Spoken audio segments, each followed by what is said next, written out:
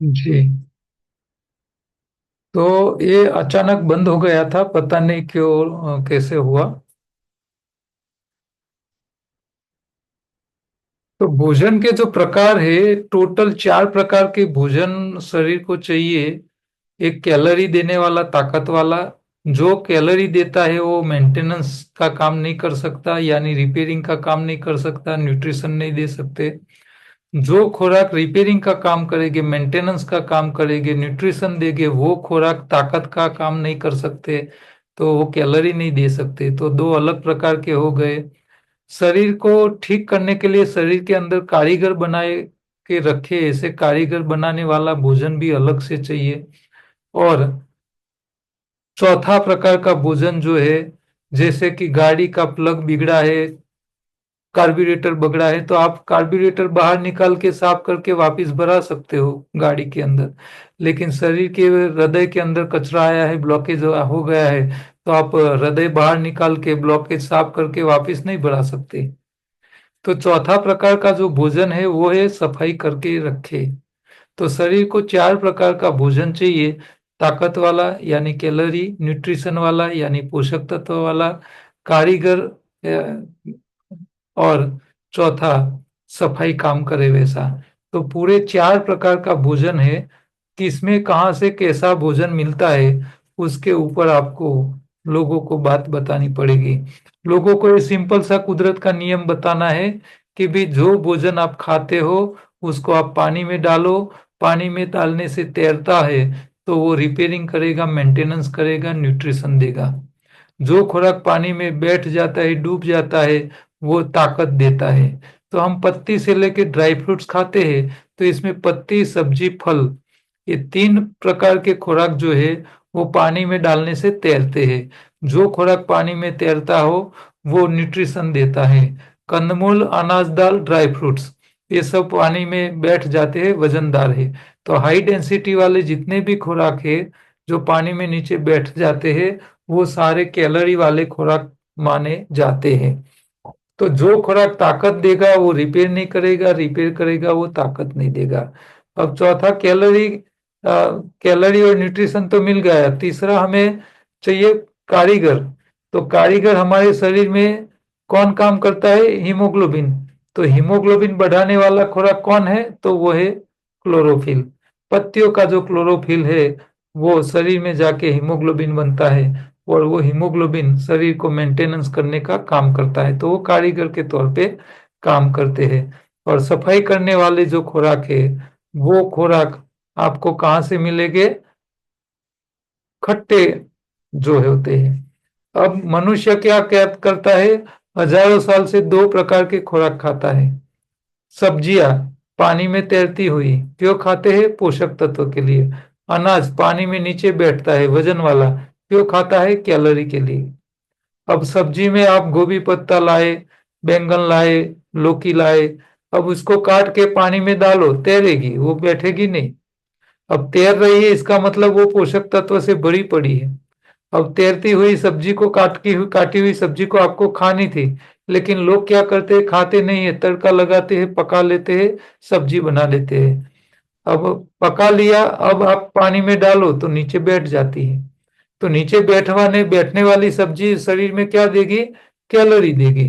तो आप सब्जी खा रहे हो कैलोरी वाला, साथ में अनाज खा रहे हो कैलोरी वाला। रिपेयरिंग वाला हम कोई खुराक नहीं खाते हैं। तो ये छोटी बात लोगों को समझानी पड़ेगी। तो जितना भोजन वजन में हल्का, नेचुरल, उतना न्यूट्रिशन ज्यादा। जितना वजन वाला इतना कैलोरी ज्यादा। तो ये ओबेसिटी की जो समस्या है वो कैलोरी वाले भोजन के कारण ही होती है। हाँ, तो जो लोग ओबेसिटी से पीड़ित है उन लोगों को कैलोरी का भोजन कम खाना चाहिए। अब वजन के हिसाब से आप देखो तो जितना वजन हल्का उतना न्यूट्रिशन ज्यादा, जितना वजन ज्यादा इतनी कैलोरी ज्यादा, न्यूट्रिशन कम। तो यहाँ खुराक के टाइप्स के हिसाब से, वजन के हिसाब से उसका यहाँ वर्गीकरण है। आप देखो तो सबसे हल्की में पत्तियां आती है। पत्ती से हल्का कोई भोजन नहीं है शाकाहारी प्राणियों के लिए।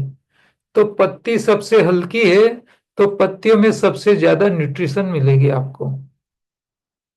इससे ज्यादा न्यूट्रिशन आपको दुनिया में कोई खुराक में नहीं मिल सकते, क्योंकि पत्ती से हल्का कोई भोजन ही नहीं है। पत्तियों से वजन में भारी है सब्जी फल। तो पत्तियों के हिसाब से सब्जी फल का वजन ज्यादा होने के कारण सब्जी और फल में पत्तियों के हिसाब से ज्यादा कैलोरी मिलेगी, और सब्जी फल में पत्तियों के हिसाब से न्यूट्रिशन कम मिलेगा, क्योंकि पत्तियों से सब्जी फल का वजन ज्यादा है। सब्जी फल से ज्यादा वजन होता है कंदमूल का।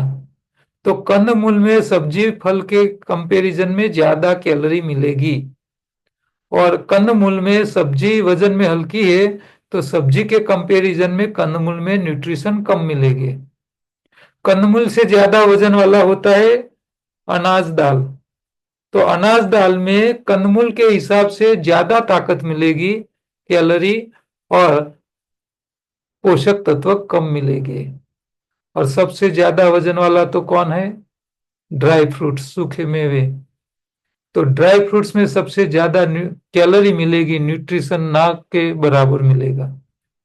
तो यहाँ सबसे टॉप में देखो और सबसे लोअर में देखो।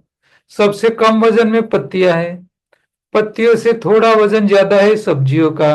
सब्जियों में पत्तियों से कम कैलोरी न्यूट्रिशन मिल रहा है सब्जियों में। लेकिन पत्तियों के कंपैरिजन में सब्जियां महंगी है। तो एक तो पैसा आप ज्यादा दे रहे हो सब्जी का, न्यूट्रिशन कम खा रहे हो। तो यहाँ अपनी बुद्धि चलाने की, आपको ज्यादा न्यूट्रिशन चाहिए तो पत्ती ज्यादा खाओ, सब्जी कम खाओ। सस्ती भी पड़ेगी, ज्यादा न्यूट्रिशन मिलेगी। इसी तरह वजन में देखो, तो अनाज और ड्राई फ्रूट्स दोनों वजनदार है। दोनों खाने से कैलोरी मिलेगी, लेकिन दोनों के वजन में कितना, वजन में ज्यादा अंतर नहीं है, लेकिन भाव में कितना अंतर है? 10 गुना। आप अनाज 10 गुना सस्ता पड़ेगा, ड्राई फ्रूट 10 गुना महंगा पड़ेगा। तो इसका मतलब क्या हुआ? बुद्धि चलाना पड़ेगा। आपको ड्राई फ्रूट्स पैसा खर्च करके नहीं खाने चाहिए। कोई अवसर प्रसंग में गए हैं, मुफ्त में मिल जाए तो थोड़े खा लो। हाँ, पैसा खर्चना तो पागलपन है। हाँ, नहीं खर्च करने चाहिए। आपको शक्ति चाहिए तो अनाज खाओ, सस्ती पड़ेगी, पैसा कम लगेगा और कैलोरी ज्यादा मिलेगी। आप ड्राई फ्रूट्स का कितना पैसा खर्च करोगे तो अनाज के हिसाब से उसकी आपको कैलोरी नहीं मिलेगी, पैसों के हिसाब से कंपेयर करोगे तो ये बात आप लोगों को समझा सकते हो इस स्लाइड से। अब पत्तियों में कितना न्यूट्रिशन होता है वो आप गूगल के ऊपर से भी चेक करके ले सकते हो। सबसे ज्यादा न्यूट्रिशन वाली पत्तियां में सहजन की पत्ती, मोरिंगा कहते हैं अंग्रेजी में, गुजराती में सरगवा का पत्ता कहते हैं। दूसरा पत्ता है अल्फा, अल्फा अंग्रेजी में कहते हैं और गुजराती में उसको रचका कहते हैं, कई जगह गदब भी कहते हैं। तो ये मेथी पत्ता जैसा होता है जो गाय भैंस उसको खाती है। और तीसरा है गेहूं का जवारा। गेहूं का व्हीट ग्रास भी चलेगा और जौ का भी ग्रास चलेगा। तो ये दोनों एक ही क्वालिटी के होते हैं। ये जमीन पे होने वाली पत्तियां हैं। लेकिन पानी में होने वाली पत्ती कौन सी होती है? वो है स्पिरुलिना, जिसको लील कहते हैं। तो स्पिरुलिना जो होती है वो उसके जो न्यूट्रिशन वैल्यू इतनी ज्यादा है कि कंपैरिजन में देखो तो 1 केजी आप स्पिरुलिना की न्यूट्रिशन की वैल्यू के सामने आपको 1000 केजी सब्जी का न्यूट्रिशन इकट्ठा करना पड़ेगा। तो 1 केजी स्पिरुलिना के सामने 1000 किलो सब्जी, तब जाके इतनी न्यूट्रिशन आपको मिल पाएगी। तो सबसे उत्तम जो है वो स्पिरुलिना है। फिर ये जमीन पे होने वाली पत्तियां, स्पिरुलिना यानी पानी में होने वाली ग्रीन कलर की लील जो वनस्पति है, उसको खा के जो काचबा होते हैं तो वो 300-300 साल जिंदा रहते हैं। वो सिर्फ स्पिरुलिना खा के जिंदा रहते हैं। वो मांसाहारी नहीं होते हैं, वो वनस्पति आहारी होते हैं, तो वो उसकी ताकत है। तो पत्तियां, ये तो यहाँ जो लिखी हुई है वो तो सबसे ज्यादा न्यूट्रिशन वाली है, लेकिन हमारे मार्केट में मिलने वाली पत्तियां है, पालक है, पुदीना है, धनिया है, करी पत्ता है, ये सब पत्तियां हमारे हर रोज खाने के लिए उपयोग ले सकते हो। अब ये सब पत्तियां नहीं आपको मिल रही है, तो फिर आप कौन सी पत्ती ले सकते हो? तो जो पत्ती बंदर खाए उसको आप ले सकते हो। तो आपको देख लेने का भी, ये पौधे का बंदर पत्ता खा रहा है तो हम भी खा सकते हो। अब बंदर का पता नहीं चल रहा हो, बंदर को ढूंढने के मुश्किल हो, तो फिर आपको एक छोटा सा नियम याद रखना है पत्तियों के लिए। जो वनस्पति, चाहे पेड़ हो, छोड़ हो, बेल हो या घास हो, जिसका फल आप खा सकते हो, सबके पत्ते आप खा सकते हो। लेकिन इसमें अपवाद में दो पत्ते आपको ध्यान रखने हैं। फल खा सकते हो और पत्ती नहीं खा सकते, ऐसे दो याद रखने हैं, अपवाद है। आप चीकू खा सकते हो, चीकू के पत्ते को तोड़ने से सफेद प्रवाही सफेद दूध निकलता है, तो ऐसे पत्तियों को नहीं खाना है, भले उसके फल को आप खा सकते हो, ये ध्यान रखना है। दूसरा, आप पपीता खा सकते हो, पपीता के पान को मुंह में रखने से भयंकर कड़वा लगता है। भले आप पपीता खा सकते हो, लेकिन उसकी पत्ती जो कड़वी है, भयंकर, वो आपको नहीं खानी है, क्योंकि वो जहर है, हाँ, आपको मार सकती है। तो कड़वे और दूध वाली पत्ती को छोड़ के जो वनस्पति का, जिस वनस्पति का आप फल खाते हो, उस सारे के आप पत्तियां खा सकते हो। अब खेतों में जो भी खाने वाली चीजें हमारे लिए पैदा होती है, फसलें, चाहे अनाज हो, दाल हो, फल हो, सब्जी हो, कंदमूल हो, कुछ भी हो, सबकी पत्ती आप खा सकते हो। हाँ, सिर्फ दूध वाली और कड़वी को छोड़ के। तो ये ग्रीन जूस, हरी पत्तियां, तो आपको पत्तियां लाके उसके हरी पत्तियों का जूस निकालना चाहिए। बीमार लोगों को तो जूस ही पीना चाहिए, टेस्टी बनाना चाहिए, क्योंकि अकेली पत्तियों का रस पियोगे तो टेस्टी नहीं बनेगी आपको। तो टेस्ट आपको चाहिए। टेस्ट के लिए 6 प्रकार के टेस्ट है, आपको जो अच्छा लगता है वो आप डाल के ले सकते हो। हाँ, लेकिन रिफाइंड चीजें नहीं डालनी है। आपको स्वीट चाहिए तो आप गन्ने का रस डाल सकते हो, देसी गुड़ डाल सकते हो, लेकिन सफेद चीनी नहीं डालनी है, क्योंकि वो रिफाइंड है। तो रिफाइंड वाली चीजें हमको नहीं खानी है, ध्यान रखना है आपको। नमक में भी ऐसा है, काला नमक या सैदा नमक डालो, रिफाइंड नमक को मत डालो, सफेद नमक को मत डालो। सर मध डाल सकते हैं ना? हाँ, वो नेचुरल डाल सकते हो, क्यों नहीं डाल सकते? हाँ, नेचुरल है तो। जितने स्वाद है नेचुरल होने चाहिए, प्रोसेस स्वाद नहीं होने चाहिए। फैक्ट्री में बने हुए स्वाद का उपयोग नहीं करना चाहिए। अच्छा, जूस। मध पर सर अभी आजकल जो मध मिलता है ना, उसमें गवर्नमेंट ने ही छूट दे रखी है कि काफी सारी मात्रा में उसमें शुगर डालते हैं। देखो, गवर्नमेंट ने छूट दे के रखी है, बात इसीलिए है कि भी लोगों को ऊपर ज्यादा केस करने की जरूरत ना पड़े सरकार को। हम्म। हाँ, सरकार का काम इतना बढ़ ना जाए, इसके लिए सरकार छूट दे के रखती है, भी इतना है तो चलाओ, इसके ऊपर केस मत करो। और सबके ऊपर केस करने की नियम होता कि भी थोड़ा भी मिक्सिंग है तो केस करना पड़ेगा, तो एक भी दुकान के अंदर खाने पीने का सामान मिल ही नहीं पाएगा आपको। मिलेगा ही नहीं। मिल ही नहीं पाएगा, इसीलिए सरकार अपना जमेला कम करने के लिए छूट छाट दे देती है। लेकिन हमें अपना देखना है, हमें जहाँ भरोसा हो वैसी जगह से ही अपना खामा सामान लेना चाहिए। सर हमारा तो सोसाइटी में ही इतना मध होता है, तो हम सोसाइटी में से ही खरीद लेते हैं। हाँ, इतना मध निकलता है तो सोसाइटी में। अच्छा है ना, जहाँ मिल जाता है वहां से ले लेना चाहिए। કલ્ટિવેટેડ જે મધ ના હોય છે ને, બનાવવા વાળા, हाँ, એ લોકો ના સુગરના चाशनी ना डब्बा रखते हैं वो। अ, उससे जो मधुमक्खी होती है वहीं से वो चाशनी लेके छत्ते में डालती है वो।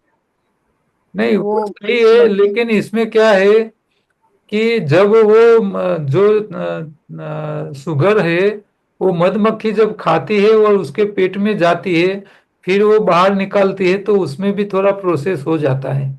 तो हम्म। नुकसान थोड़ा कम है। आप सीधी चीनी खाओ और ये चीनी से बना हाँ, मध खाओ, दोनों में काफी अंतर रहता है। बराबर। ठीक है, तो ठीक है। बिल्कुल ना खाओ, इससे अच्छा है कुछ खाओ। हम्म। जूस जो है वो आप किचन में बनाओ तो खड़े खड़े उसको पी नहीं जाना है टेस्टी बना के। आपको कांच के ग्लास में जूस लेना है, चम्मच लेके बाहर आना है और बालकनी में कुर्सी को डाल के बैठना है और आइसक्रीम की तरह एक एक चम्मच रस लेके मुंह में रख के घुमा घुमा के पीना है शांति से। जितना जूस पेट में जाए उतनी मुंह की सलाइवा जानी चाहिए। और आप कांच का ग्लास लेके बैठोगे तो पड़ोसी को देखेगा आप कुछ हरे रंग का पी रहे हो। स्टील का ग्लास होगा तो पता नहीं चलेगा। तो 2-4 दिन के बाद वो पड़ोसी भी आपको पूछने लगेगी, ये हर रोज ग्रीन कलर का क्या पी रहे हो। हाँ, वो जब तक ना बोले तब तक आपको सामने से बोलना, बताना नहीं है कि मैं ग्रीन जूस पी रहा हूँ। जब, क्योंकि सामने वाले को इंटरेस्ट होना चाहिए कोई भी चीज के लिए। और हमने देखा है कि आप कोई अच्छी चीज सामने वाले को सामने से बोलने जाओगे ना तो उसको गंभीरता से नहीं पूछेगा और सुनेगा भी नहीं आपकी बात। लेकिन वो आपको पूछता पूछता है कि आप हर रोज ये हरे रंग का क्यों बालकनी में बैठे बैठे पीते हो, तब जाके आप बोल सकते हो। और तब बोलोगे ना तो वो उसको सुनेगा भी और एडोप्ट भी कर लेगा। लेकिन आप सीधा पूछने कहने जाओगे कि आप हरी पत्तियों का जूस पियो तो वो लोग तैयार नहीं होंगे। ठीक है, तो आपको ये बात भी लोगों को दिखानी है, बतानी है। अच्छा, पत्तियों के अलावा आपको क्या खाना है? तो हमारे देश में 3 प्रकार की सीजन है। तीनों सीजन के लिए अलग अलग भगवान भोजन तैयार करता है। मान लो विंटर की सीजन है, ठंडी की मौसम है, तो ठंडी बाहर वातावरण में ठंडी है, शरीर के अंदर गर्मी चाहिए, तो भगवान ऐसी ही चीज बनाता है जो शरीर में गर्मी पैदा करके दे दे। तो ठंडी की मौसम में आप देखो, मूली मिलती है, गाजर मिलता है, बीट मिलता है, बैंगन मिलते हैं, ये अदरक मिलती है, ये सब क्या है? तो ये सब शरीर में गर्मी पैदा करने वाली चीजें होती है। तो ठंडी के मौसम में आपको ऐसी चीजें खानी चाहिए। अच्छा, गर्मी के मौसम में तरबूज, टेटी, द्राक्ष, कैरी सब आता है। हाँ, ये संतरे आ जाते हैं। तो ये सब क्या है? तो ये है शरीर में ठंडक करने वाले। तो आपको गर्मी के मौसम में ठंडक करने वाले फल सब्जी खानी चाहिए। अच्छा, बारिश के मौसम में भगवान क्या बनाता है? कौन से स्वाद वाला बनाता है? कड़वा स्वाद वाला। कड़वा स्वाद वाला क्यों? क्योंकि हवा में जीव जंतु है, पानी में जीव जंतु है और भोजन में भी जीव जंतु होते हैं। तो हवा, पानी और खुराक तीनों हमारे शरीर में जीव जंतु के साथ जाता है और शरीर को बीमारी होने के चांस बढ़ जाते हैं। इससे बचने के लिए भगवान हमारे लिए कड़वे सब्जियां पैदा करके देती है। लेकिन हम करेला की सब्जी बनाते हैं तो ऊपर के छिलके को निकाल देते हैं और फिर खाते हैं, कोई मतलब, बिना मतलब की सब्जी खाते हैं। तो ये बात आपको लोगों को बतानी होगी। अच्छा, हमारे शरीर के कारीगर कौन है? तो हरी पत्तियां है। हरी पत्तियों का जो कलर है, हरा रंग, वो हरा रंग क्लोरोफिल कहा जाता है। क्लोरोफिल हरा क्यों होता है? क्योंकि उसके सेंटर में जो मैग्नीशियम एटम है, वो मैग्नीशियम हरे रंग का होता है, इसीलिए क्लोरोफिल हरा रंग का दिखता है। ये क्लोरोफिल का चित्र है, आप देखिए, वो ग्रीन कलर का है। वो क्या करता है? सूर्य की हाजिरी में सूर्य प्रकाश लेता है, गर्मी यानी अग्नि तत्व, हवा में से कार्बन डाइऑक्साइड लेता है, वायु तत्व, जमीन में से पानी यानी जल तत्व लेता है, और जमीन का खाद यानी भूमि तत्व। अग्नि, वायु, जल, भूमि 4 तत्व इकट्ठा करके क्लोरोफिल भोजन बनाता है वनस्पति के लिए। और वही भोजन से नए पत्तियां, फूल लगते हैं, फल लगते हैं, जो हम खाते हैं, वनस्पति का विकास होता है। तो हमारा भोजन तैयार करने का काम वनस्पति के पत्तियों में रहा हुआ क्लोरोफिल करता है, जिसको हरित कण भी कहते हैं। तो ये क्लोरोफिल पूरी दुनिया को जिंदा रखने का काम करता है। अच्छा, आप बड़ी साइज का फल लाओ तो जगह ज्यादा रोकेगा। जगह का मतलब है आकाश तत्व। तो अग्नि, वायु, जल, भूमि और आकाश, 5 तत्वों का उपयोग करके क्लोरोफिल भोजन बनाता है, जो भोजन हम खाते हैं, शाकाहारी प्राणी खाते हैं। अब ये क्लोरोफिल पत्तियों के साथ जब शरीर में जाता है तो भगवान ये क्लोरोफिल का दूसरा प्रयोग करवाता है, दूसरा उपयोग करवाता है। तो भगवान ने क्या किया, मैग्नीशियम को रिप्लेस किया, आयन को बिठाया, आयन आ गया तो कलर उसका लाल हो गया, और इसको हम बोलते हैं शाकाहारी प्राणी का हीमोग्लोबिन। तो हीमोग्लोबिन जो है वो रेड कलर का होता है। क्यों? क्योंकि उसका सेंटर का एटम में फेरस हो जाता है, आयन हो जाता है मैग्नीशियम की जगह।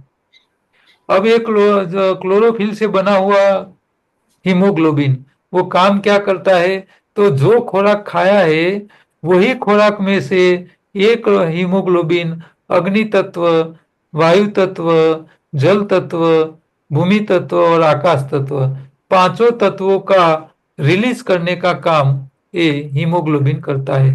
तो हमारे 5 तत्वों का मैनेजमेंट का काम करता है हीमोग्लोबिन, और हीमोग्लोबिन हमारे शरीर के कारीगर के तौर पे काम करते हैं। तो ये बात आपको लोगों को समझानी पड़ेगी। अब अनाज कौन से खाने चाहिए और कौन से नहीं खाने चाहिए। तो अनाज 2 प्रकार के होते हैं, मजदूर के लिए अलग होता है, मजदूरी नहीं करने वाले के लिए अलग होते हैं। तो मजदूर जो लोग हैं उसको मजदूर किसको कहोगे, तो मजदूर इसको कहोगे कि 50 किलो सीमेंट की बोरी अपने माथे पे रख के 5 मंजिले के बिल्डिंग में दिन में 25 बार ऊपर नीचे करे, वो मजदूर है। आप इतना मेहनत करते हो तो आपके लिए गेहूं, चावल, मक्काई, ज्वार, बाजरा, ये सब आपके लिए खाने के लिए सही है। लेकिन आप इतना मजदूरी नहीं करते हो तो आपको कम कैलोरी वाला अनाज खाना चाहिए। कम कैलोरी का मतलब है छोटे दाने वाले अनाज, जो दाना राई के दाने से छोटा हो, ऐसे जिसको लिटिल मिलेट कहा जाता है। तो लिटिल मिलेट जो होते हैं वो कम कैलोरी ज्यादा फाइबर वाले होते हैं। गुजरात में तांद्रा, कोदरी, सामो, मोरैयो, राजगरो, रागी, बंटी, ऐसे अलग अलग प्रकार के लिटिल मिलेट गुजरात में होते हैं। आप साउथ इंडिया में जाओ तो वहाँ श्री धान्य करके डॉक्टर खादिरवली जो प्रमोट करते हैं, इसमें लिटिल मिलेट, बर्नयार्ड, कोडो, ऐसे अलग अलग प्रकार के पोस्को, ऐसे अलग अलग प्रकार के मिलेट वहाँ ब्राउन टॉप जैसे यहाँ चित्र में बताए ऐसे आपको दिखाई देते हैं, मिलते हैं। तो ये मिलेट जो होते हैं वो मजदूरी के हिसाब से खाना चाहिए। जो लोग शारीरिक श्रम नहीं करते हैं उनको अनाज एक ही बार खाना चाहिए। जो लोग मजदूर लोग हैं उनको 3 बार अनाज खाने में कोई दिक्कत नहीं है। ये ध्यान रखना है आपको। अच्छा, अब मिलेट को इसी तरह खाना है कि उसके कारण हमारे शरीर में प्रोबायोटिक बैक्टीरिया बढ़े। तो यहाँ चित्र में आप देखो, ये प्रोबायोटिक बैक्टीरिया है।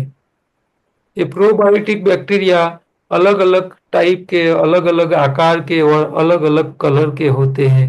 ये इतनी भारी संख्या में और इतनी भारी टाइप्स के होते हैं कि आप उसकी काउंटिंग नहीं कर सकते हो। तो हमें लिटिल मिलेट का प्रयोग करके प्रोबायोटिक बैक्टीरिया कैसे बढ़ाने हैं, उसके लिए आपको सबको हमने पहले चैप्टर के टॉपिक में बताया हुआ है कि आपको मिलेट रात को खाना है तो सुबह में भिगो के रखना है पानी में, दोपहर को आपको उसको पकाना है। पक जाने के बाद, पकाने के टाइम नमक डालना नहीं है। पकाने के साथ आप सब्जी डाल सकते हो, सब्जी नहीं डालनी है तो अकेला भी पका सकते हो। पक जाने के बाद उसके ऊपर छन्नी ढकनी है। छन्नी ढकने से अंदर की गर्म हवा बाहर आ जाएगी।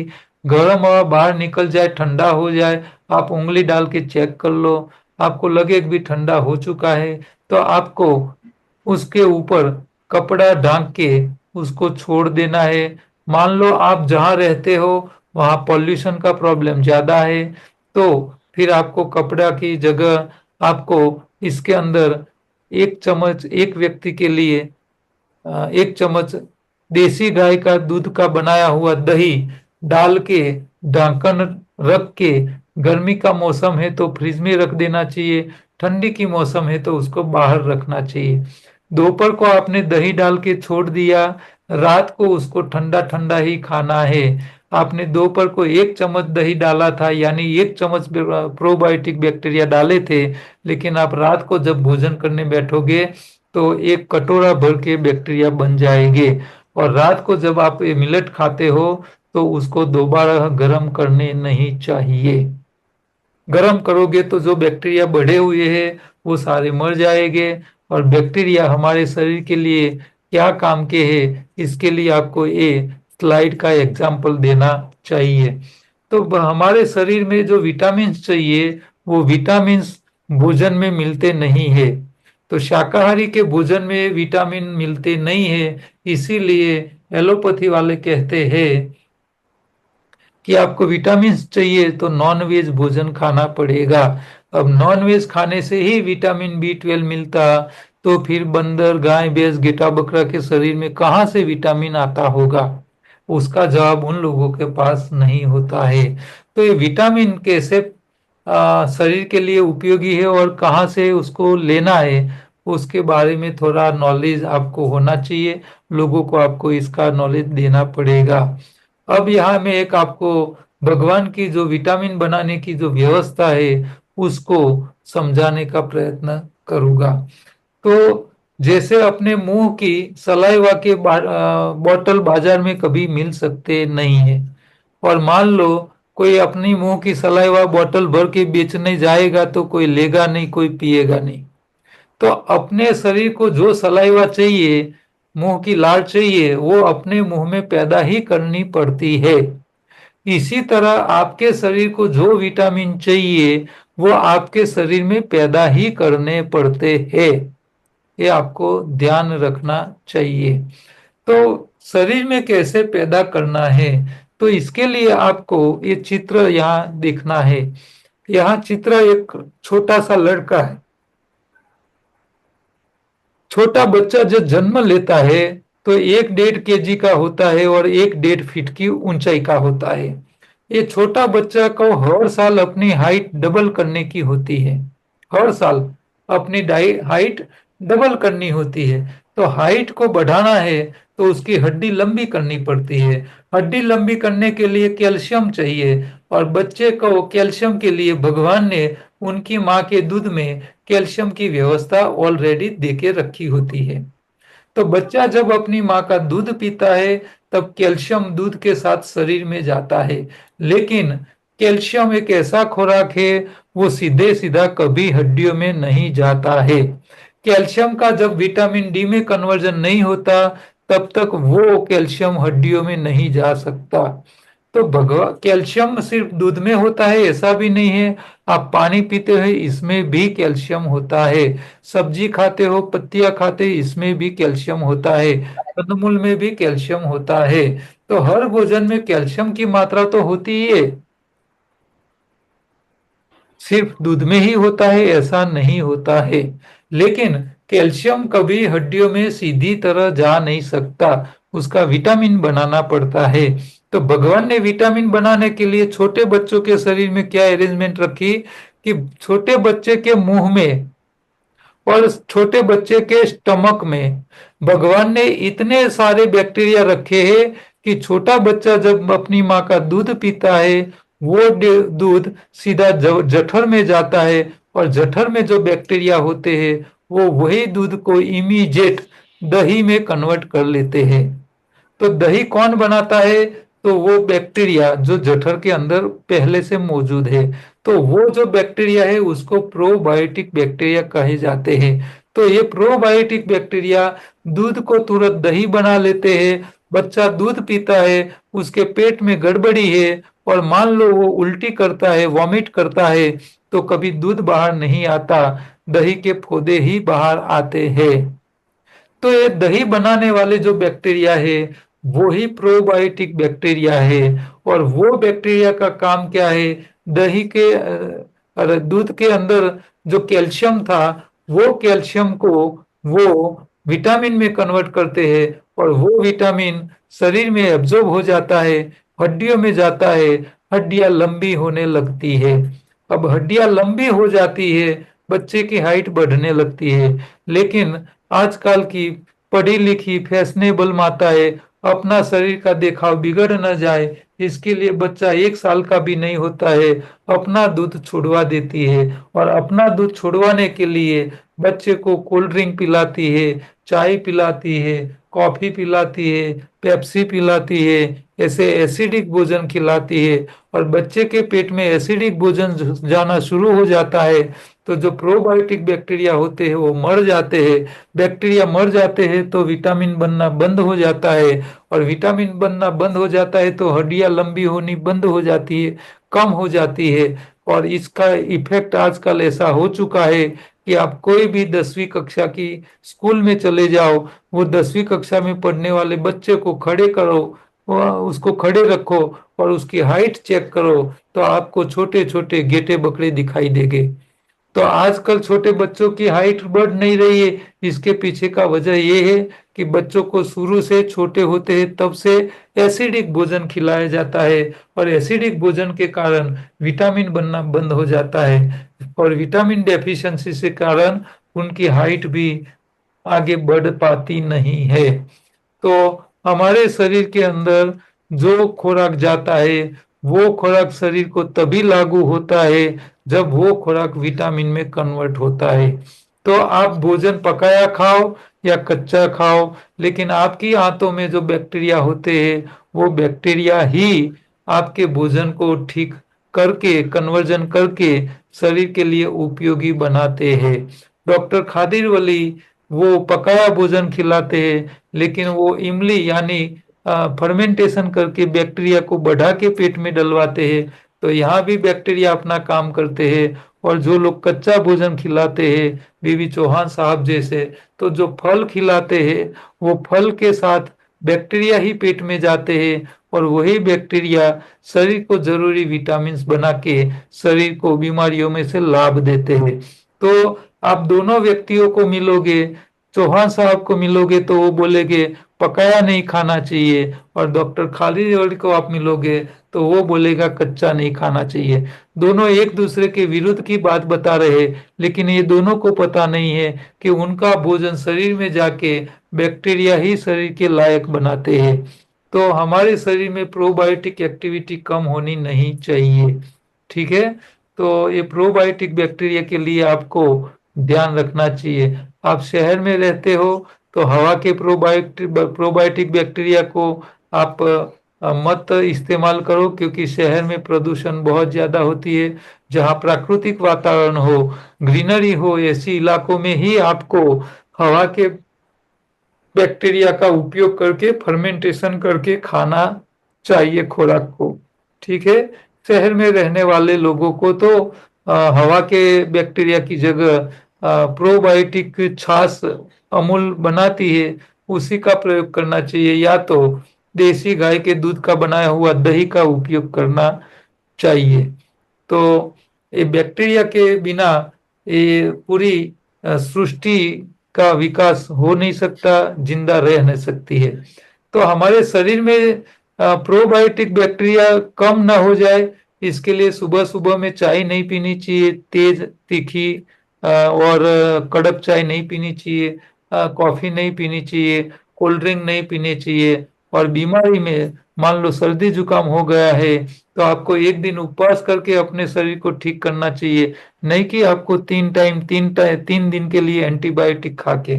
आप एंटीबायोटिक खाओगे 3 दिन 3 टाइम तो आपके आंतों में जो प्रोबायोटिक बैक्टीरिया है वो मर जाएंगे, विटामिन बनना बंद हो जाएगा, फिर आपको शरीर में नई नई समस्या आएगी। आपने देखा होगा कि कोरोना काल में जिन लोगों ने कोरोना की ट्रीटमेंट ली थी, एंटीबायोटिक दवाइयाँ का इतना हैवी डोज लिया था, उन लोगों के आंतों में प्रोबायोटिक बैक्टीरिया खत्म हो गए, फिर वो विटामिन बनना बंद हो गया, फिर उनके शरीर में दूसरी नई समस्याएं खड़ी हो गई थी। तो ये प्रोबायोटिक एक्टिविटी डाइजेस्टिंग सिस्टम हमारी जो है उसको ठीक रखने के लिए तो ये प्रोबायोटिक बैक्टीरिया की व्यवस्था भगवान ने ऑलरेडी करके रखी है। तो भगवान कृष्ण 5,000 साल पहले हो गए। उन्होंने भगवत गीता की बातें बताई। भगवत गीता को पूरी दुनिया की बड़ी बड़ी यूनिवर्सिटी अपने अभ्यासक्रम में उसको सिखाते हैं। तो भगवान 5,000 साल पहले हमारे शरीर की हेल्थ कमी न होए उसके लिए उन्होंने दूध चाय कॉफी घी की कोई लीला नहीं की थी। उन्होंने दही और मक्खन की ही लीला की थी। तो आपको ये बताते थे कि आपको दही खाना चाहिए, दूध नहीं खाना चाहिए, चाय कॉफी घी नहीं खाना चाहिए। घी भी खाने के लिए चीज है ही नहीं। आपको खाना है तो मक्खन खाइए, घी क्यों खा रहे हो? घी तो हवन में डालने के लिए ही है, भगवान की सेवा पूजा करने के लिए ही, यज्ञ में आहुति के लिए ही उपयोग किया जाना चाहिए। डेयरी प्रोडक्ट में आपको चाय पीने की सबसे ज्यादा आदत होती है। चाय कितना नुकसान करता है वो हमने चैप्टर में ऑलरेडी देख लिया है, किन किन डॉक्टरों ने क्या क्या स्टेटमेंट दिए थे। तो चाय हम जब बना के पीते हैं, गुजरात इंडियन लोग जो चाय बनाते हैं तो चाय पत्ती को पानी में उबालते हैं। चाय का जो फैशन है, चाय हमारे देश में अंग्रेज लोग लेके आए थे, लेकिन अंग्रेज जो चाय पीते हैं और इंडियन जो चाय पीते हैं उसमें जमीन आसमान का अंतर है। अंग्रेज लोग चाय पीते थे, अपनी मजबूरी में चाय पीते थे, क्योंकि वहां उन लोगों को साल के ज्यादातर दिनों में बर्फबारी होती है।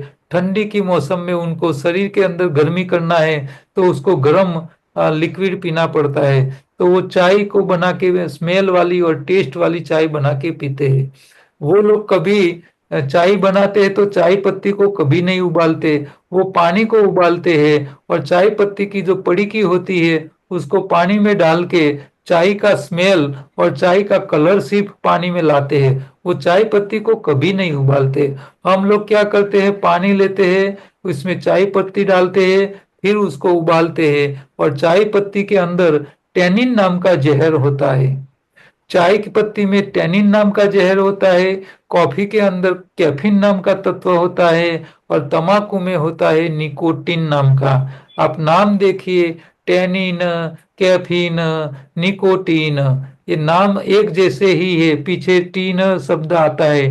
टेनिन, कैफीन, निकोटीन, ये सारी चुड़ैले ही है। आप चाय पियो, कॉफी पियो, तंबाकू खाओ, शरीर को नुकसान इतना ही है।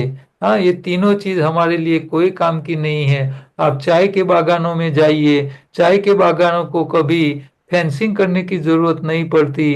क्यों? क्योंकि उसको जंगली जानवर से लेके कोई गधा भी नहीं खाता है। तंबाकू की जो खेत होते हैं उसको भी कभी फेंसिंग करने की जरूरत नहीं पड़ती है। क्यों? उसको भी कोई गधा नहीं खाता है। लेकिन जो चीज गधे नहीं खाते हैं उसको गधे वाले मानसिकता वाले मनुष्य जरूर खाते हैं। तो ये हम चाय बनाते हैं तो चाय पत्ती उबालते हैं, एक जहर कम पड़ता है तो हम इसके अंदर चीनी डालते हैं। चीनी बनती है शुगर कैन के जूस से। गन्ने का रस इस धरती का अमृत है, लेकिन गन्ने का रस एक बार गर्म करोगे तो देसी गुड़ बनता है। देसी गुड़ को और गर्म करो तो सफेद गुड़ बनता है। सफेद गुड़ को और गर्म करो, सफेद चीनी बन जाती है। सफेद चीनी को और गर्म करो, ये सैकरीन बन जाती है। और सैकरीन एक कायदेसर का सफेद जहर है। तो कभी भी चीनी को उबाल के चाय नहीं बनानी चाहिए। अब दो जहर आप डाल रहे हो, दो कम पड़ रहे हैं, आप इसके अंदर दूध डालते हो। अब दूध आपके घर जो आता है ये डेयरी से आता है।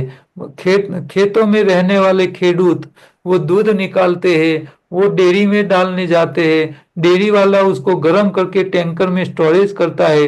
दूसरे दिन ट्रक में भर के वो दूध कोल्ड प्रोसेसिंग यूनिट में जाता है। वहां जाके दोबारा गर्म किया जाता है, ठंडा करके टैंकर में स्टोरेज किया जाता है।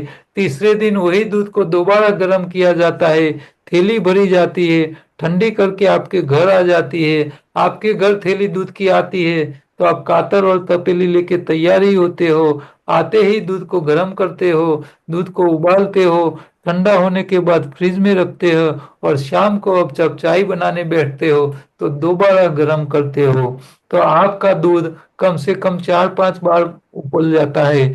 गन्ने का रस 4-5 बार उबल जाता है तो सफेद चीनी यानी सैकरीन नाम का जहर बन जाता हो, तो आपका दूध अमृत कैसे रह पाएगा? तो आप 3 जहर उबाल उबाल के चाय को कड़क बना के टेस्ट लगा के चुस्की लगाते मजे से पीते हो। आप जहर पीते हो, कुछ नहीं पी रहे हो। आप जहर पीते हो, कोई दिक्कत नहीं है। आपके घर मेहमान आते हैं तो आप उसको बिना चाय जाने नहीं देते हो। हाँ, झगड़ा करके भी उसको बिठाते हो, जहर पी के तो जाना ही पड़ेगा। आप उसको छोड़ते नहीं हो। तो आपको जहर पीना है तो पियो। आपको दूसरे लोगों को जहर पिलाने का आपको कोई अधिकार भगवान ने नहीं दिया है। ये आपको ध्यान रखना चाहिए।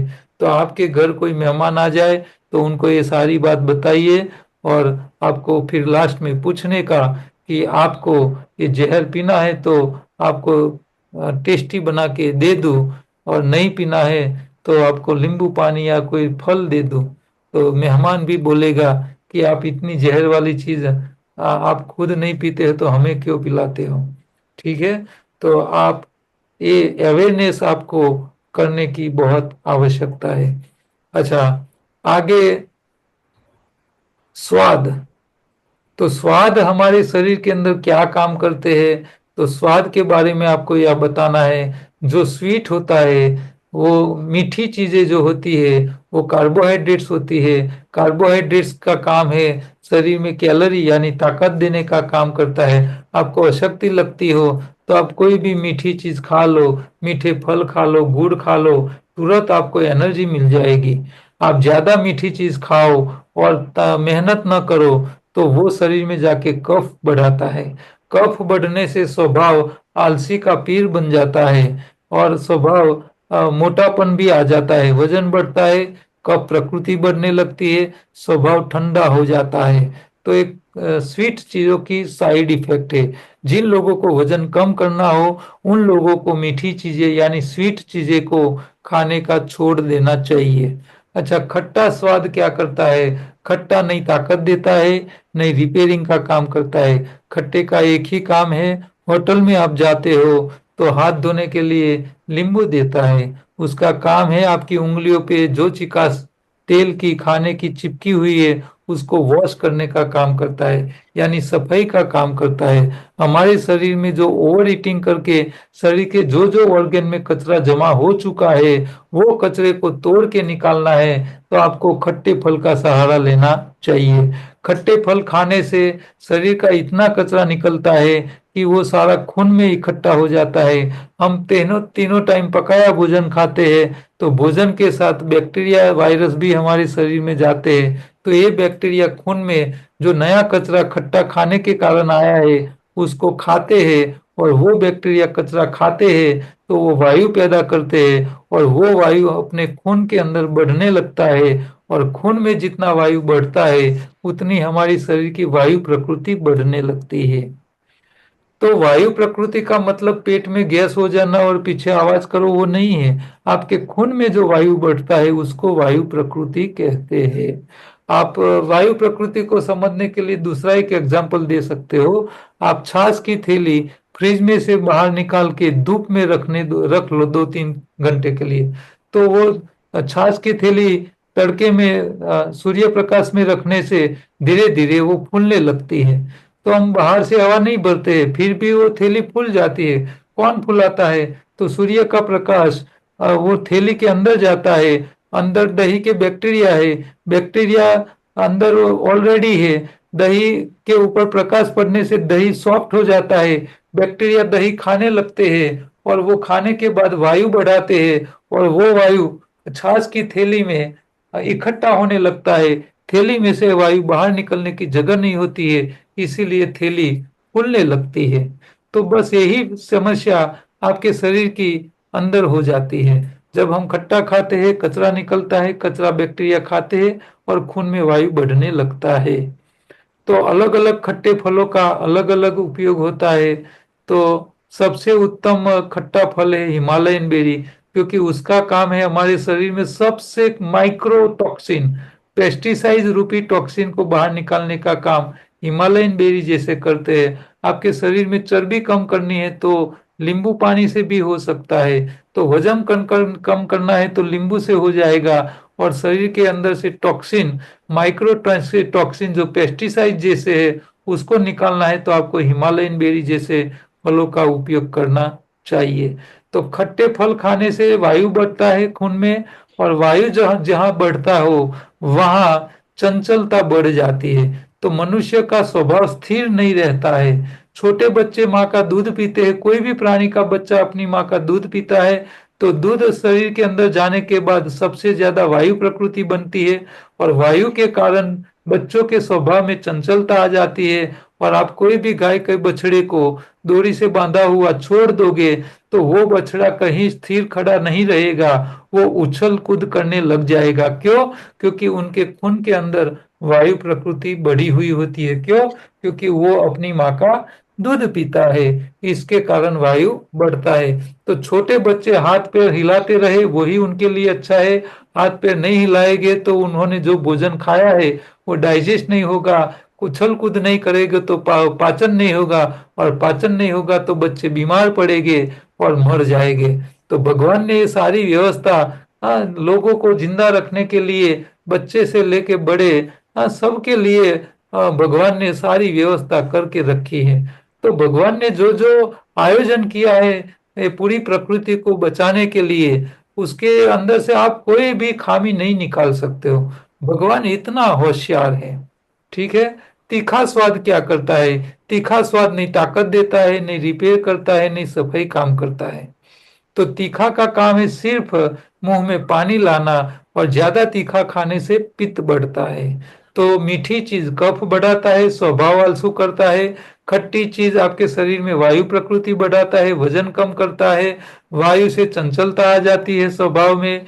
तीखी चीज खाने से आपको आप मुंह में पानी आता है, और ज्यादा तीखा खाने से शरीर में पित्त प्रकृति बढ़ती है। शरीर में आने वाली जो बीमारियां है वो आयुर्वेद के हिसाब से देखो तो कफ पित्त और वायु तीनों का बैलेंस बिगड़ने से, कोई प्रकृति बढ़ जाने से ही शरीर में बीमारियां आते हैं। तो स्वाद जो है खट्टा तीखा मीठा, ये तीनों स्वाद हमारी बीमारी की जड़ है। आप इस स्वाद को कंट्रोल करो, बिन जरूरी मत खाओ, ओवर ईटिंग मत करो, तो आपके शरीर में कोई बीमारी नहीं आ सकती।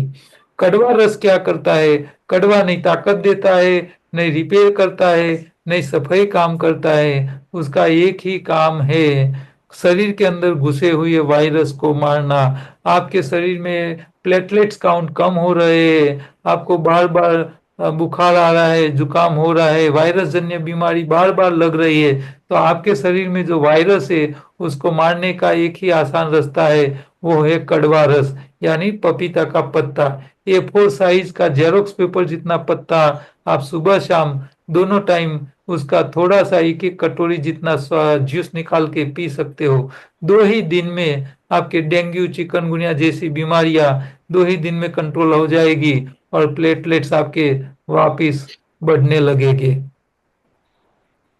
अब जंतुनाशक के बारे में हमारी जो मान्यता है वो है कि जंतुनाशक वाली सब्जी को हम पकाएंगे तो जंतुनाशक जल्दी खत्म हो जाएंगे और हमें नुकसान नहीं होगा। लेकिन ये मान्यता गलत है। जंतुनाशक हमारे देश में पंजाब में सबसे ज्यादा छांटे जाते हैं, और वो हमारे देश की जो जमीन की जो उनकी एवरेज है वो एवरेज के हिसाब से 3 गुना पेस्टिसाइड वो अपने खेतों में डालते हैं। तो पंजाब के खेडूत इतना पेस्टिसाइड खेतों में डालते हैं कि वही खेतों से पका हुआ फसल वो खाते हैं, तो उनके शरीर में भी इतना ही कैंसर बन जाता है। तो हमारे देश में सबसे ज्यादा कैंसर के पेशेंट आपको पंजाब में मिलेंगे। तो पंजाब में बठिंडा से लेके बीकानेर आने वाली बीकानेर एक्सप्रेस ट्रेन का नाम कैंसर ट्रेन पाड़ा है पब्लिक ने। क्यों? क्योंकि पूरे ट्रेन के डब्बे में आपको जहां जाओगे सारे कैंसर के पेशेंट ही मिलेंगे। तो यहाँ देखना क्या है कि पंजाब के लोगों को कैंसर हो रहा है, लेकिन वही पंजाब की जमीन में पैदा होने वाला घास खाने वाली गाय भैंसों को कैंसर नहीं हो रहा है। इसका कारण क्या है कि गाय भैंस जो घास खा रही है भले जहर वाला है, लेकिन उसको पका के नहीं खाते हैं। मनुष्य सारा भोजन पका के खाता है, इसीलिए वो जहर और ज्यादा जहरीला बन जाता है। इसीलिए उन लोगों को ये ज्यादा कैंसर से नुकसानी हो रही है। अच्छा, भोजन के ऊपर आपको मुखवास का उपयोग करना चाहिए। हमारे देश में हजारों साल से कपूरी पान भोजन के ऊपर मुखवास के रूप में खाने की व्यवस्था ऑलरेडी पहले से ही है, हजारों साल से है। तो आपको कपूरी पान लेना है, इसके ऊपर शहद चिपका देना है। शहद चिपकाने के बाद ऊपर की साइड आप पंपकिन के सीड है, आप सनफ्लावर के सीड है, आप तिल के सीड है, आप धनिया दाना दाना भी दाना दाल डाल सकते हो, वरियाली डाल सकते हो, आप द्राक्ष डाल सकते हो, आप सूखे मेवे भी डाल सकते हो, आप खजूर भी डाल सकते हो। हाँ, तो ऐसी कोई अच्छी अच्छी चीजें आप खजूर भी डाल के, वो ये सब डाल के आप उसकी कपूरी पान को मुंह में रख के धीरे धीरे चबा चबा के खाना चाहिए। तो इससे आपके मुंह में ज्यादा लार पैदा होगी, वो लार आपने जो भोजन खाया है उसको पचाने में बहुत फायदा करेगी। हाँ, तो आपको ऐसे मुखवास का भी उपयोग करके आपको आपका भोजन पचाने में हेल्प करना चाहिए। तो ये पूरे चार्ट में आपको पूरा आहार का इंजीनियरिंग आ जाता है। शरीर की सफाई के लिए क्या क्या ध्यान रखना है, तो आंतों की सफाई। आंतों में दो प्रकार की आंत है, एक बड़ी आंत है, एक छोटी आंत है। तो बड़ी आंत की सफाई के लिए आपको एनिमा का उपयोग करना है। एनिमा के लिए पोट आता है, पंप आता है, डायरेक्ट नर में लगाने वाला एनिमा भी आता है। तो एनिमा के अलग अलग टाइप्स होती है। छोटी आंत को सफाई करने के लिए आपको मल शुद्धि या मल सफा पाउडर या तो त्रिफला पाउडर का उपयोग करके आप छोटी आंत की सफाई हर रोज कर सकते हो। आपकी खून की सफाई के लिए आपको पसीना निकालना पड़ेगा। पसीना नहीं निकालते हैं उन लोगों को उपवास एक टाइम का करना पड़ेगा, और उपवास भी नहीं करते हैं पर पसीना भी नहीं निकालते हैं और उसको खून की सफाई करनी है, तो उनको खट्टे फलों का रस लेना चाहिए जो हमारे शरीर के सफाई के लिए काम करे। हमारे शरीर का जो खुराक है वो चार प्रकार का है: शक्ति वाला खुराक, रिपेयरिंग वाला यानी न्यूट्रिशन वाला, और शरीर के कामदार, और शरीर के सफाई वाले खुराक जो खट्टे फल है। तो ये शरीर के जो खुराक है इसमें मीठा स्वाद, मीठा शक्ति देता है, ओबेसिटी बढ़ाता है, कफ करता है। खट्टा पतला करते हैं, वजन कम करता है, सफाई करता है, वायु बढ़ाता है। तीखा शरीर में पित्त बढ़ाते हैं, सलाइवा पैदा करती है, और एंटीवायरल्स भी काम करता है। कड़वा रस का काम है वायरस को मारना। तो ये सारे टॉपिक एक ही चित्र में हमने बता दिए हैं। तो हमारा योगाहार का 8 हिस्सा है यहाँ। तो यहाँ पहले है आंतों की सफाई, दूसरी है दोपहर तक उपवास करके खून की सफाई करनी है, तीसरा टॉपिक है बिना भूख का भोजन नहीं करना है, चौथा टॉपिक है आपको नेचुरल और अल्कलाइन फूड खाना है, पांचवा टॉपिक है चबा चबा के खाने का महत्व बताता है, छठा टॉपिक है पकाया भोजन सड़ जाता है, तो पकाया भोजन नहीं खाना चाहिए, कच्चा ही सच्चा है। पेस्टिसाइड सातवां टॉपिक है पेस्टिसाइड, आपको पका के खाओगे तो वो मारेगा, कैंसर तक की बीमारी लाएगा। और डेयरी प्रोडक्ट में जो बच्चे नहीं है बड़े हैं उन लोगों के लिए दही माखन अच्छा है, और जो छोटे बच्चे हैं वही दूध खा सकते हैं। तो ये जैसे अष्टांग योग है इसी तरह योगाहार का अष्टांग योग ये 8 हिस्सों में मैंने यहाँ बांटा है। तो ये सारी बातें मेरी यूट्यूब चैनल पे भी आपको अवेलेबल हो जाती हैं। तो अब दैनिक दिनचर्या कैसी होनी चाहिए, तो बीमारी में सुबह में एनिमा लेना चाहिए मल त्याग करने के बाद। दूसरा, सुबह में योगा नहीं करते हैं तो दोपहर तक उपवास करना चाहिए। दोपहर से शाम तक आपको कच्चा अल्कलाइन भोजन करना चाहिए, इसमें सबसे ज्यादा हरी पत्ती खानी चाहिए। पत्तियों के अलावा सब्जियां, फल, अंकुरित और पानी में भिगोए हुए ड्राई फ्रूट्स भी आप खा सकते हो। रात का भोजन बीमार नहीं हो तो एक टाइम पकाया होना खा सकते हो। इसमें जो अनाज है वो 25% खाना चाहिए, और जो सब्जी है वो 75-75% खानी चाहिए, और बीमारी में डेयरी प्रोडक्ट को छोड़ देना चाहिए। तो ये दैनिक दिनचर्या होनी चाहिए। मान लो लोगों को ये सारे टॉपिक याद नहीं रहते हैं तो उन लोगों को ये 5 प्रतिज्ञाएं आप दे सकते हो। ये 5 प्रतिज्ञा हर रोज वो पढ़ ले, फिर उसका शरीर अपने आप ठीक होने लगता है। तो ये 5 प्रतिज्ञा क्या है? सबसे पहली प्रतिज्ञा है, यदि सुबह में मैं योग नहीं करूंगा तो सुबह का नाश्ता छोड़ दूंगा यानी उपवास करूंगा। दूसरी प्रतिज्ञा है, मैं योगाहारी बनूंगा, चबा चबा के ही खाऊंगा, बिना भूख का भोजन नहीं करूंगा, बिना प्यास का पानी नहीं पीऊंगा और बीमारी में डेयरी प्रोडक्ट को छोड़ दूंगा। तीसरी प्रतिज्ञा है, मैं और हरी पत्ती के साथ 50% से ज्यादा अल्कलाइन यानी कच्चा भोजन सीजन वाला खाऊंगा और 50% से कम ही पकाया भोजन खाऊंगा। चौथी प्रतिज्ञा है, मैं मेरा वजन बढ़ा के धरती माता पे पैर नहीं रखूंगा। और पांचवी प्रतिज्ञा है, मैं बीमार रह के व्यसन करके अपने परिवार या तो देश पे बोझ रूप नहीं बनूंगा। तो ये 5 प्रतिज्ञा इतनी बढ़िया है कि सिर्फ 5 प्रतिज्ञा ही लोगों को आप बताओ और उसका अमल करेंगे तो भी लोग अपने आप स्वस्थ हो जाएंगे, बीमारी जैसी कुछ जीवन में समस्या रहेगी नहीं। तो आज हमने पूरे सेमिनार के लिए जो पीपीटी के जरिए एक एक टॉपिक को लोगों को कैसे समझाना है, बताना है, उसके बारे में हमने बात की है। तो अब हम अगला जब लेक्चर हमारा होगा तो जो लोग एनडीएस नहीं कर पाते हैं, योगाहार नहीं कर पाते हैं, उनके लिए हम कौन से प्रोडक्ट उनके लिए भलामन कर सकते हैं, इसके ऊपर बात करेंगे। और इसके साथ हमारे जीवन के लिए कौन सी चीजों का उपयोग करना चाहिए। आपको इसके अंदर बिजनेस के तौर पे सेंटर शुरू करना है, योगाहार केंद्र शुरू करना है, तो आपको क्या क्या फैसिलिटी आपके केंद्र में उपलब्ध करानी चाहिए और कौन सी चीजें आपको आपके केंद्र में रखनी चाहिए, ये सारी बातें हम नेक्स्ट सेशन में करेंगे। आज के सेशन में कोई आपको ऐसा कोई क्वेश्चन है, कोई कंफ्यूजन है तो आप फटाफट बोलोगे, फिर उसका हम जवाब लेंगे और फिर उसको क्लोज करेंगे। सर जी। सर ये लिटिल मिलेट का जो आपने बोला हम्म। ना कि फर्मेंटेड करके खाना है, तो उसमें हम लास्ट में सॉल्ट डाल सकते नहीं, हैं कि सॉल्ट डालना ही नहीं? मिलेट में जो फर्मेंटेशन किया है इसमें जो बैक्टीरिया का जो ग्रोथ हुआ है, आप सॉल्ट डालोगे तो बैक्टीरिया मर जाएंगे। छाछ अच्छा। भी कभी नमक के साथ नहीं खानी चाहिए, बैक्टीरिया को जिंदा ही पेट में भेजना है। Okay, thank you. सर हम जो काला नमक बोलते हैं संचड़, वो भी नहीं डाल सकते हैं? नहीं, सेंधा नमक या काला नमक नमक? कोई भी हो, चाहे काला हो, सफेद हो या किसी भी प्रकार का, वो नमक है। नमक का काम है बैक्टीरिया को मारना। अच्छा। और सर कपूरी पान यानी हम जो नागरवेल का पान बोलते हाँ, हैं वो एक वही ना? कपूरी पान है, वही है। ओके।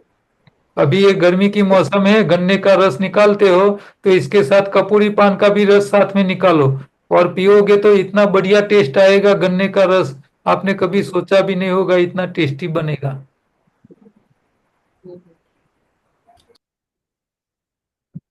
एक मिनट सर, पपीता का पान जो है दूध हाँ वाला होता है, हाँ। तो आपने बताया कि वो दूध वाले पान नहीं खाना नहीं, ये चाहिए। पपीते का पान तभी खाना है जब आपके प्लेटलेट्स काउंट कम हो गए हो, शरीर वायरल इन्फेक्शन डेंगू चिकनगुनिया हो गया हो, तब औषधि के रूप में उसको एक दिन के या 2 दिन के लिए लेना है। वो हर रोज खाने वाली चीज नहीं है। कितना कितना लेना चाहिए मात्रा? जेरोक्स पेपर A4 साइज का जेरोक्स पेपर जितना ही पत्ता लेना चाहिए एक टाइम के लिए। और उसको कैसे, कच्चा ही मतलब जूस निकालना है उसका उसका? जूस निकाल लेना है, आधी कटोरी रस निकल जाएगा, पी लो आप। हाँ, सुबह शाम 2 ही बार पीना है, 4-5 बार पियोगे तो पेशेंट भी मर जाएगा। अच्छा अच्छा, हाँ, सर पता नहीं। ठीक है। बोलिए।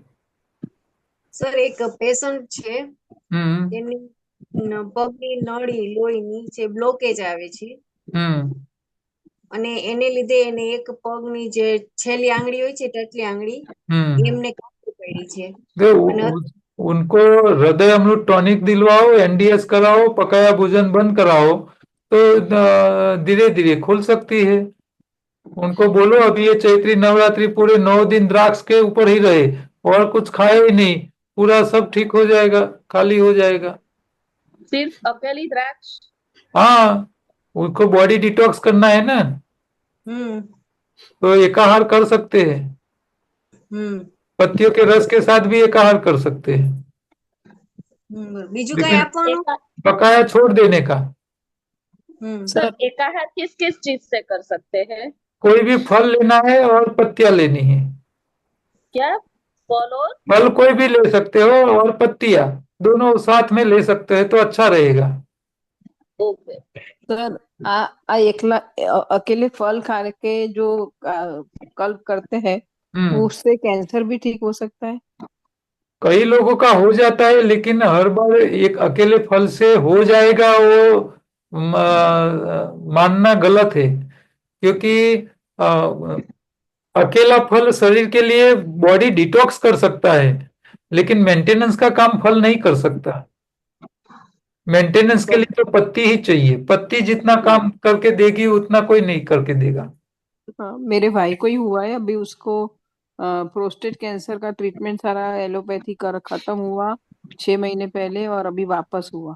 तो अभी डॉक्टर सपना बोल रही थी ना कि भी हाँ, इसीलिए मैंने करवा पूछा। के भी कैंसर ठीक हो जाते हैं। तो विद प्रोबायोटिक कशन। एक्टिविटी से भी आप करवा सकते हो। उनका भी एक बार गाइडेंस ले लेना, ग्रुप में उनका है ही। हाँ हाँ। ठीक है। जी जी। सर मेरा एक क्वेश्चन था कि जैसे आपने कहा कि नमक मिलाने नहीं मिलाना हमको, गंजी बनाते हैं उसको गंजी बोलते हैं हम लोग। तो हम्म। सर लेकिन वो जो शिव ब्रदर है ना जो पत्तियों वाले हैं, हम्म। वो जो कांजी बनवा के पिलाते हैं सर उसमें तो नमक डालते हैं। नहीं, नमक डालते हैं वो बात अलग है, लेकिन नमक डालने से जो आपने फर्मेंटेशन किया है उसमें जो प्रोबायोटिक्स बैक्टीरिया बना ग्रोथ रहे हैं। किया है वो फिर मर जाएंगे। तो ये ऐसा है कि बैक्टीरिया मरने से भी शरीर को तुरंत कुछ मिल जाता है। जैसे हम खेतों में यूरिया डालते हैं तो जमीन के अंदर जो बैक्टीरिया है वो मर जाते हैं तो वो बैक्टीरिया जो वनस्पति है उसका खुराक बन जाता है। वनस्पति को फायदा मिल जाता है टेम्पररी, लेकिन बैक्टीरिया का जो नुकसान लॉस है वो बहुत बड़ा लॉस है। तो हमारे शरीर में बैक्टीरिया मार के आप खाओगे तो फायदा तुरंत दिख जाएगा, लेकिन फिर बैक्टीरिया की कॉलोनी धीरे धीरे कम हो जाएगी, फिर समस्या बाद में शुरू हो जाएगी। तो इससे अच्छा है कि मार के मत खाओ। आप जिंदे बैक्टीरिया जितना हो जाए इतना डालो शरीर को, तो वो लंबे समय के लिए वही फायदामंद रहेगा। सर एक डाउट और मेरा ये था कि जैसे नमक नहीं मिला रहे चलिए ठीक है, लेकिन आप कहते हैं कि चबा चबा के खाना है, तो जब गंजी हम बहुत चबा चबा के खाएंगे तो वो बैक्टीरिया वायरस मरते नहीं है? नहीं नहीं नहीं मतलब नहीं। जो नहीं, बैक्टीरिया होते हैं। सलाइवा जो है ना वो बैक्टीरिया को नहीं मारेगी। मतलब वो सीधे अगर जाएगा तो वो मतलब आपके गट मतलब जो आपका जीआई ट्रैक है उसमें सीधे मतलब वो बैक्टीरिया पहुंच जाएंगे आपके। हाँ, पहुंच जाएंगे पहुंच जाएंगे। तो सर ये मतलब मैं अक्सर नेक्स्ट क्लास में अगर कभी हो तो हम डिटेल में अगर इस बारे में बात करें कि कौन कौन सी चीजें ये हेल्दी मतलब गट का जो ऑरा है उसके हम्म। लिए सबसे अच्छा हेल्दी चीजें क्या है और क्या नहीं करना चाहिए और क्या करना चाहिए, बढ़ाने के लिए क्या करें और नहीं मतलब मारने वाली जो चीजें वो क्या क्या है, जैसे वो भैया बोल रहे थे देखो, कि वो तो मारने वाली चीजों में दो तीन चीज याद रखना है। एक तो जी एंटीबायोटिक, दूसरा है एंटीबायोटिक, हाँ जी। खट्टे फल, तीसरा है तीखी गरम मसाले। तो जी। तीखी चीजें, खट्टी चीजें और एंटीबायोटिक और नमक, ये चार चीज जो है वो प्रोबायोटिक एक्टिविटी को कम करते हैं। हम्म। इसके अलावा मीठी चीजें प्रोबायोटिक को सपोर्ट करते हैं। हम्म। आप छाछ के अंदर शहद डाल के खाओ तो प्रोबायोटिक जल्दी बढ़ेगी। हम्म। स्ट्रेस की वजह से भी तो कम हो जाते हैं ना सर, प्रोबाइट बैक्टीरिया, कौन से? गट बैक्टीरिया स्ट्रेस की वजह से भी तो स्ट्रेस से एसिड बनता है, एसिडिटी बनती है, तो उसका नुकसान होता है, वो बात सही है। अच्छा। और अच्छा, सर ये तीखी गर्म प्रकृति वाली जो चीजें हैं वो भी नुकसान करते हैं। अच्छा, जैसे ये लाल मिर्च गरम कितना मसाला। लेना चाहिए सर, ये कितना लेना चाहिए, कितनी क्या? क्वांटिटी लेनी चाहिए? किसकी? ये जो मिलेट प्रोबायोटिक बैक्टीरिया के लिए जो खाना है वो कितना मिलेट? लेना चाहिए? मिलेट एक बार खाना है, एक कटोरी खाओ। आप मेहनत करते हैं इसके हिसाब से आपको लेना चाहिए। ज्यादा मेहनत नहीं करते तो कम कैलोरी लो, ज्यादा करते हो तो थोड़ा ज्यादा खाओ। अपना अपना हर एक व्यक्ति का अपना दैनिक दिनचर्या अपनी देख के ही उसको देखना चाहिए, और उसकी इफेक्ट भी देखनी चाहिए आपको कि भी ज्यादा खाओगे तो शरीर में इफेक्ट आएगी, शरीर में समस्या दिखने लगे तो कम करने लग जाओ। सर अच्छा, आपने जो बताया उस प्रोसेस से उसको रात को ही खाना चाहिए, हाँ, है रात को ना? ही खाना चाहिए। ओके। और और सर सर वो आप जो बोलते हैं ना आपने कि बताया ना कि सर, एक मिनट, हाँ आप बोलिए पहले। ड्राई फ्रूट नहीं खाने चाहिए, लेकिन ऐसा बोलते हैं ना कि पूरे हर ड्राई फ्रूट उसकी शेप के हिसाब से अपने ये अ, ये सब और गलत बातें है। उस वो ऐसा मत बोलिए, ऐसा मत मानिए। ड्राई फ्रूट्स कैलोरी वाला ही होता है, सबसे ज्यादा ऑयल इसमें होता है। और एक बात है कि भी ऑयल, जो ऑयल सोल्यूबल विटामिन्स होते हैं वो ऑयल वाले भोजन से हमको ज्यादा पैदा हो सकते हैं। एक ये फायदा हो सकता है, लेकिन उसका ओवरडोज कभी नहीं करना चाहिए। नहीं, ओवरडोज नहीं, लेकिन वैसे बोलते हैं ना कि दिन भर में एक मुट्ठी भर नहीं ड्राई तो फ्रूट आप मुट्ठी भर आप नट्स खाइए, चलेगा। हाँ बस वही, ओके, लेकिन मतलब सब सब मर्यादा में होना चाहिए। अति भिगो के सर्वत्र वर्ज्यते। और भिगो के खाना चाहिए। हाँ, भिगो के ही खाना, कभी सूखे नहीं खाने चाहिए। Okay okay okay, sir thank dry sir you. Fruit में केवल एक अंजीर एक ऐसा होता है जो बहुत फायदा करता है, खजूर और अंजीर ड्राई अं- फ्रूट्स में, बाकी और कोई अंजीर, ड्राई फ्रूट हमारे लिए यूज। हाँ, हाँ, अंजीर अंजीर सॉफ्ट हो भिगो जाता के। है, ज्यादा सॉफ्ट हो जाता है हम्म इसलिए। हम्म सर आपने और कहा सर ना सर एक कि चीज। हम खट्टे खाते हैं फल तो हम्म। बॉडी डिटॉक्स होता है। हम्म। और पर सर हम बॉडी डिटॉक्स करने के लिए खट्टा खाते हैं, पर आपने अभी बताया कि खट्टा खाने से प्रोबायोटिक जो बैक्टीरिया कॉलोनी कम हो तो जाती है, तो शुरू में कैसे वजन, करें? आपको शुरू में वजन कम करना है तो खट्टे का उपयोग करके वजन कम करो। लेकिन वजन कम हो जाने के बाद फिर आपको प्रोबायोटिक बढ़ा के आपकी डेफिस शरीर में दूसरी समस्या खड़ी ना हो जाए, उसका भी ध्यान रखना पड़ेगा। अच्छा। कोई भी चीज हाँ। का फायदा ले रहे हो तो सामने कुछ नुकसान तो होगा ही ना। हम्म। सर एक चीज और है कि अगर आप बोल रहे हैं एंटीबायोटिक, तो इंग्लिश मेडिसिन वाले एंटीबायोटिक तो होते हैं, लेकिन हल्दी भी तो एंटीबायोटिक होती है ना सर। तो हल्दी भी नहीं लेनी चाहिए हम लोगों को। जल्दी ज्यादा नहीं लेनी चाहिए, नहीं तो वो भी तो एंटीबायोटिक हो गई ना। हाँ, इसीलिए तो मैंने पूछा, क्योंकि सर सोंठ जो होती है, तो हल्दी हल्दी जो होती गरम है वो। मसाले जैसी है ना, वो गरम प्रकृति की है। हाँ, तो वो भी नहीं ज्यादा लेनी चाहिए ना, हाँ, क्योंकि ज्यादा सर नहीं, आयरन। आप टेस्ट के लिए ले लो, लेकिन फूड की हम्म तरह इस्तेमाल मत करो उसको। हाँ, वही वही वही, क्योंकि हल्दी भी तो एंटीबायोटिक का भी ख्याल आया मुझे। हाँ। अदरक भी होता है ना सर, हाँ, अदरक में भी अदरक तो। भी ऐसा ही है। हाँ, अदरक भी तो बहुत ज्यादा ही गर्म होता है। ठीक है ओके, सर। तो आज हमारा टाइम काफी और चला गया है। सर तो एक अगले प्रश्न हमारा। बुधवार के दिन दोबारा मिलेंगे। अब हमारे पास एक या दो सेशन ही आएंगे। इसमें हम एग्जाम के बारे में चर्चा करेंगे। परीक्षा पूरी करने के बाद आप क्या कर सकते हो आपके माइंड के हिसाब से, उसके ऊपर हम आपको गाइडेंस करेंगे। और जिन लोगों को ऐसे सेंटर शुरू करने हैं तो उसके लिए हम आपको गाइड करेंगे। सर एग्जाम क्या रहे थे? और एग्जाम अभी यूनिवर्सिटी के साथ बात तय हो जाएगी। फिर एग्जाम डिक्लेयर होगी। और ओरल के लिए मैंने खास आपको बोला था कि एक तो पूरे हमारे टॉपिक जितने पुस्तक के थे उसमें से एमसीक्यू आएंगे, वो आपकी थियरी रहेगी। और आपकी ओरल जो एग्जाम आएगी उसमें आपको ये जो स्लाइड के ऊपर जो चर्चाएं की, वो स्लाइड के ऊपर कोई एक स्लाइड के ऊपर आपको बोलना पड़ेगा। और उसमें जो स्लाइड के ऊपर जो टॉपिक लोगों को बोलने हैं, बताने हैं, वो आपको वो सारे बोलने पड़ेंगे। तब जाके आप पास हो पाओगे। क्योंकि आपको आपको योगाहार एक्सपर्ट इसीलिए बनाया जा रहा है कि आप बिजनेस तो ठीक है, लेकिन पब्लिक को अवेयर कर सको। लोगों के बीच में जाके आप लोगों को ज्यादा अवेयर करो। और अवेयर करने के लिए आपकी जो स्पीकिंग की जो आपकी एक्सपर्टाइज है वो बढ़िया होनी चाहिए। आपको लोगों को इसी तरह बातें बता के उनको कन्विंस करना है कि वो आपकी बातें सुन ले और सही मान के जीवन में उसका प्रयोग करे और अपनी फैमिली को बीमारी से बचाए। और नई पीढ़ी को हमको तंदुरुस्त बनाना है। इसीलिए ये पूरा कोर्स का मेन एम्स ही यही है कि पब्लिक तक पहुंचे।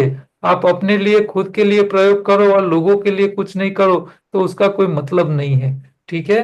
तो और आगे जाके यूनिवर्सिटी भी आप लोगों के लिए सरकार में से कुछ जुगाड़ करे, एनजीओ के साथ टाई अप करके आप लोग इसके लेक्चर लो, और आप लेक्चर लो और आपको कुछ उसका मेहनताना भी मिल जाए, ऐसा कुछ यूनिवर्सिटी भी कुछ करने वाली है। तो आप सब लोगों को, जो जो एक्सपर्ट हो जाएंगे उन लोगों को इस तरह ज्यादा काम करने का मौका भी मिलेगा, या तो फिर आपको सेंटर्स शुरू करके लोगों को कंसल्टेंसी करके लोगों को हेल्प देने का भी आप काम कर पाओगे। तो इसके ऊपर क्या क्या हो सकता है, इसके ऊपर हम सब आगे चर्चा करेंगे। अगले एक या दो लेक्चर में हम सब ये बातें पूरी कर लेंगे, ठीक है। और अगले सर बुधवार के दिन दोबारा मिलेंगे हम। बोलिए। સર કેટલી सर સ્લાઇડ वो ઉપર आप આપણે क्वांटम मशीन सर ये જણાવવું स्लाइड પડશે? सब भेज दीजिए ना, क्या क्या स्लाइड तो मैं रख दूंगा, इसका पीडीएफ फॉर्मेट रख दूंगा। पीडीएफ। हाँ, हाँ, okay, thank you sir. Okay. અને સર सर आप योगा કેટલી क्वांटम સ્લાઇડ मशीन पे बात करनी भेजने है वाले थे ना सर, नई वाली एग्जाम क्वांटम में? मशीन। एक एक बोलिए। ये मशीने की बातें हम अगले बार सारी टॉपिक સર में યો- करेंगे सर। યોગાહાર શરૂ કર્યા પછી પણ ગેસનો ટ્રબલ રહેતી હોય તો શું કરવાનું? आप गैस कम करने वाली चीजें खाइए, गैस बने नहीं इसी चीज का ध्यान रखिए। हाँ, आपको अब ये इतना नॉलेज मिल गया है तो इसमें से ढूंढो कौन सी चीज है जो आपको गैस कर रही है। ऐसा कुछ भी नहीं हाँ, है। ये प्रश्न आपको पूछा जाएगा कि आपको कच्चा खाने के बाद गैस हो रही है तो आप क्या करोगे, क्या खाओगे उसको रोकने के लिए। ये आपका सवाल हो गया है, आपको अभी उसको ढूंढना है। तो आप रिवीजन करो, हमारे टॉपिक को, लेक्चर्स को देखो, पुस्तक को पढ़ो, इसमें से आपको जवाब ढूंढना है, ठीक है। સર જી પુસ્તક ફરીથી મૂકી શકશો? क्या પુસ્તક? पुस्तक? हाँ, पुस्तक की कॉपी भी रख देंगे, चलो ठीक હા है, ओके। ધન્યવાદ, શુભરાત્રી। Okay, thank you sir.